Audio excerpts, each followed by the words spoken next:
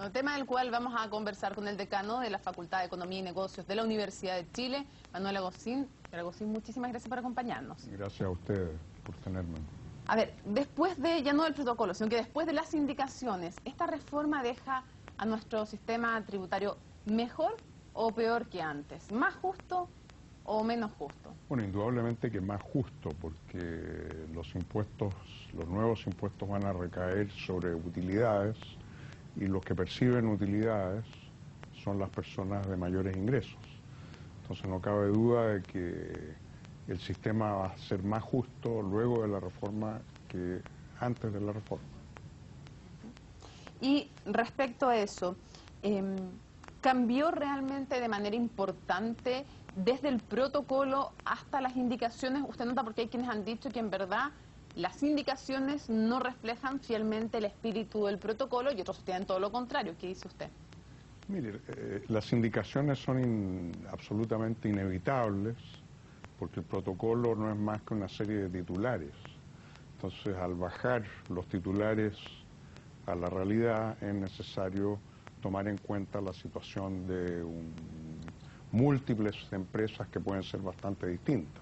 Ahora, todavía esto está bajo discusión y uno esperaría que esto no se va a zanjar de manera inmediata, o sea que van a seguir las discusiones para llegar a un buen acuerdo. Ahora, señor Agostín, lo que está puesto como calendario es que estas indicaciones son ingresadas el sábado y el martes, o sea, mañana. Ya se debería empezar a votar en la comisión especializada del Senado.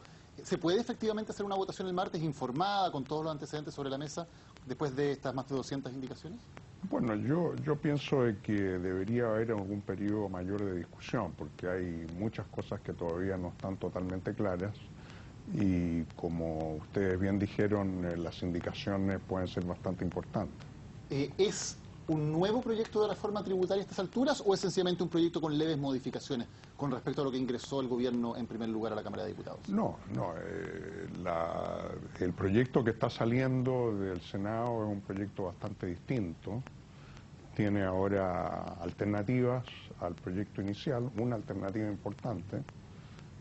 Hay dos sistemas de pagar el impuesto a las empresas. Un sistema integrado con una retención de ingresos esperados por las empresas, por los accionistas, y otro sistema desintegrado, parcialmente desintegrado, donde la tasa va a ser un poquito mayor, 2 puntos mayores, y además la empresa va a poder descontar al momento, los accionistas van a poder descontar el 65% de lo pagado por la empresa en primera categoría. Es un sistema más complejo, usted mismo lo explicaba, que el que se pretendía con la reforma tributaria inicial, con el proyecto inicial del gobierno. ¿Esto es bueno? ¿Es fiscalizable un sistema tan complejo? ¿Es fácil? O sea, ¿va a ser posible de usar realmente o finalmente va a terminar haciendo que sea muy, muy difícil para el Servicio de Impuestos Internos fiscalizar que lo que se tributa sea lo que realmente corresponde? Bueno, hay dos opciones. Cualquier empresa puede optar por uno o por el otro. Ahora, esto no es difícil desde un punto de vista técnico. El Servicio de Impuestos Internos es bastante experto y tiene muchas capacidades. No creo que le introduzca esto una complejidad que no pueda ser manejada en forma satisfactoria por el servicio.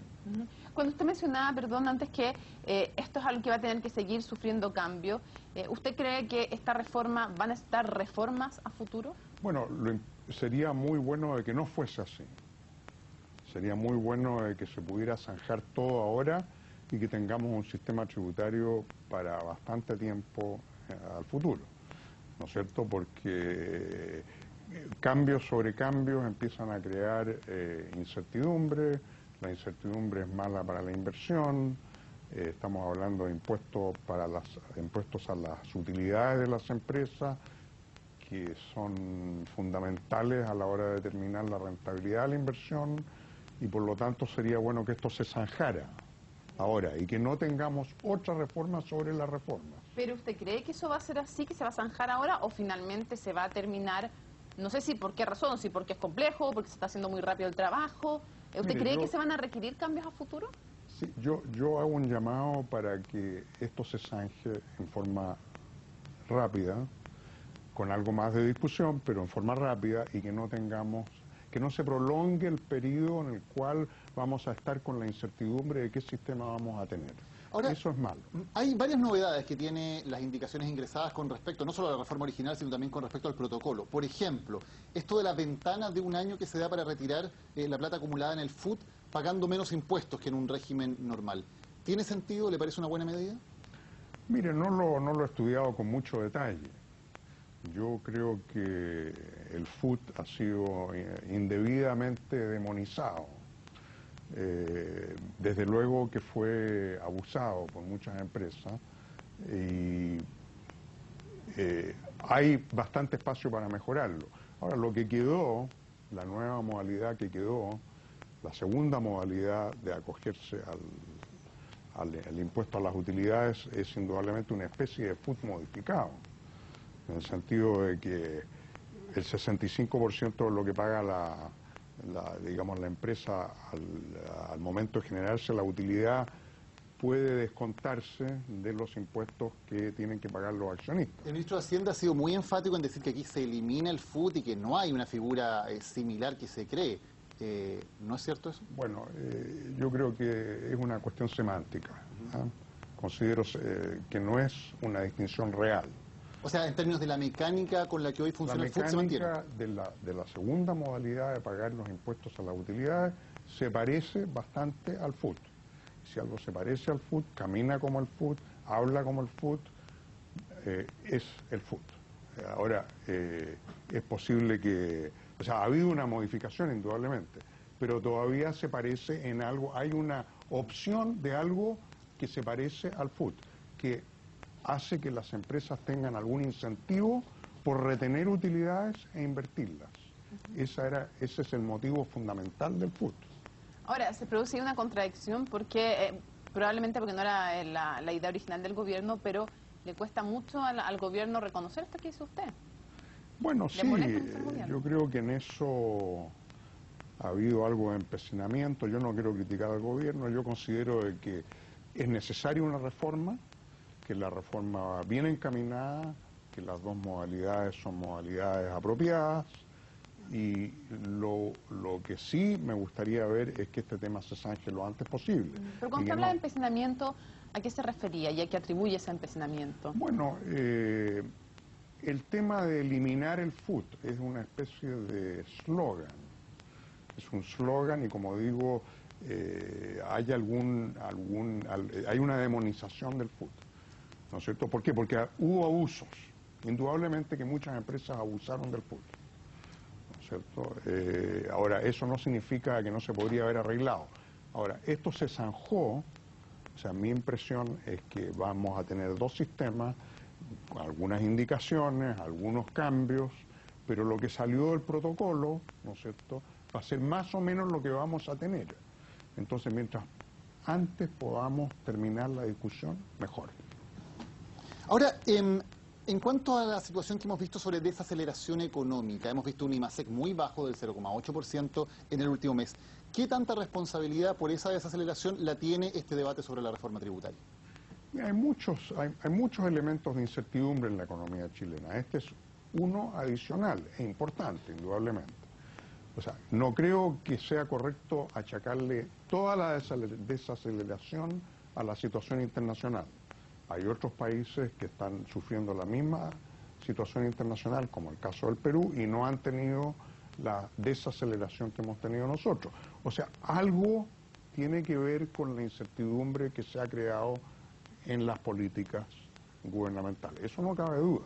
Por eso abogo por que esto se resuelva en forma pronta. ¿Y el gobierno, aparte de esta incertidumbre por la reforma tributaria, ha hecho lo suficiente con sus medidas pro inversión o debería ser algo distinto a lo que está haciendo en términos de tener medidas efectivas para estimular la inversión en Chile? Mire, yo veo que esas medidas, o sea, hay un plan de apoyo a la productividad y a la diversificación productiva por parte del Ministerio de Economía. Creo que es un plan que está bastante bien encaminado, pero todavía tenemos que ver los detalles, porque el demonio está en los detalles, hay que ver los detalles y las lucas, porque las lucas son importantes. En Chile tenemos la costumbre, muy mala, de tener grandes programas con muy poquitas lucas, y creo que es importante que este programa que está desarrollando el ministro Céspedes se lo baje a los detalles. ¿Qué se va a hacer al final del día? ¿Cómo se va a hacer? ¿Y con cuánta plata se va a hacer? Ahora, usted mencionó en una frase, dijo, las reformas del gobierno han tenido algún efecto en la incertidumbre. La reforma educacional, pero específicamente también la reforma constitucional, como proyecto, ¿también cree usted, no solo la tributaria, esas otras dos también afectan a la incertidumbre? Mire, yo creo que el gobierno ha sido bastante sabio en no meter ese tema a la discusión en este momento, fuera del cambio en el binominal, que es un cambio bastante sensato y en el cual yo creo que ya hay más o menos acuerdo de que va a suceder de alguna manera o de otra. El cambio al binominal va a venir, creo que es una buena cosa, no creo que cree incertidumbre, pero todos los otros cambios, si vamos a tener una nueva constitución de cero, o qué vamos a tener, o si vamos a reformar la que tenemos o no, el gobierno ha sido bastante prudente en no poner este tema sobre la mesa en este momento. Ya hay hartas cosas sobre la mesa.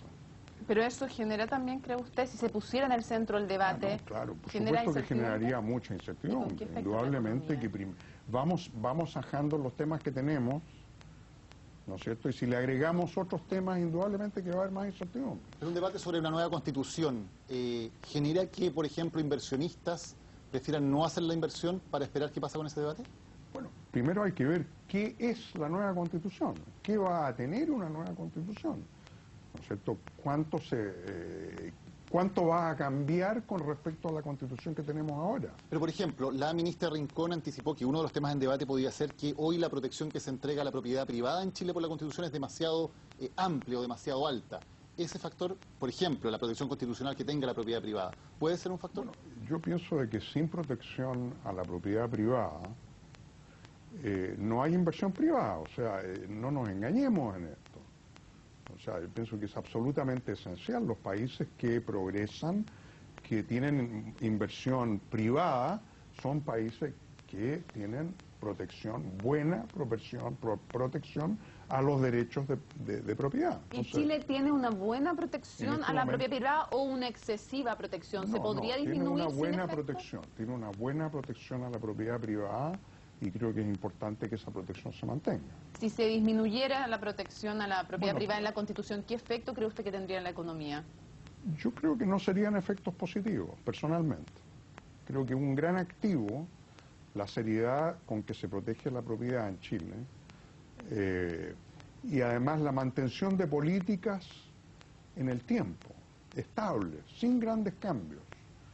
Yo creo que lo peor para el inversionista es cambios en los regímenes, cambios que se dan casi cíclicamente, por así decirlo. Y con la tasa de impuestos que van a pagar las grandes empresas desde que entre en vigor la reforma tributaria, pensando en que no va a haber más cambios, ¿es una tasa a nivel internacional normal, moderada o es una tasa alta?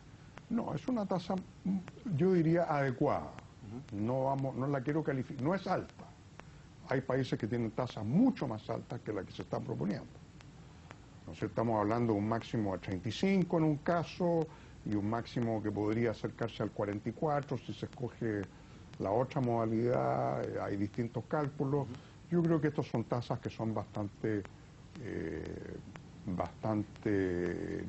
digamos, en la media de lo que uno observa en el mundo. Porque por mucho tiempo se ha dicho que la economía chilena tiene tasas de impuestos que son muy bajas para su nivel de desarrollo. ¿Eso con esta reforma tributaria ya deja de ser verdad? ¿Ya no es cierto que...? No es que tenga tasas bajas, la economía chilena no tiene tasas bajas. Lo que sí tiene es una carga tributaria baja, porque las tasas altas las pagan muy pocas personas. Hay muy pocas personas que pagan global complementario en Chile. La mayoría de las personas está exenta de global complementario porque no les alcanza el ingreso para eso. Entonces, lo que tenemos que hacer es buscar modalidades para aumentar la carga tributaria. Y lo que está haciendo el gobierno actualmente es justamente eso, y lo está buscando en aquel lugar donde lo puede encontrar, que son las utilidades. Para ir cerrando, ¿Cree usted que como queda finalmente la reforma tributaria, es capaz de recaudar ya no solo 8.200, sino que 8.300 millones, como dijo el ministro de Hacienda, y con esa recaudación, finalmente ya despejado el tema de la incertidumbre, en los efectos concretos, ¿se va a afectar o no el empleo y la inversión? Miren, en el corto plazo, o sea, primero, para su primera pregunta, yo creo que el ministro tiene muy buenos asesores, y si le dijeron que eran 8.300, no debe estar muy lejos de 8.300. O sea, tengo incluso exalumnos y colegas que están participando en el gobierno. Estoy seguro que las estimaciones son buenas. Con respecto a su segunda pregunta, si esto va a tener algún efecto ralentizador, de desaceleración sobre la actividad económica, en un primer momento probablemente que sí, pero en el largo plazo no creo que vamos a sentir que esto tenga un efecto muy adverso sobre la actividad económica. Manuel Agostín, muchísimas gracias por habernos acompañado en CNN Gracias Chile. a ustedes.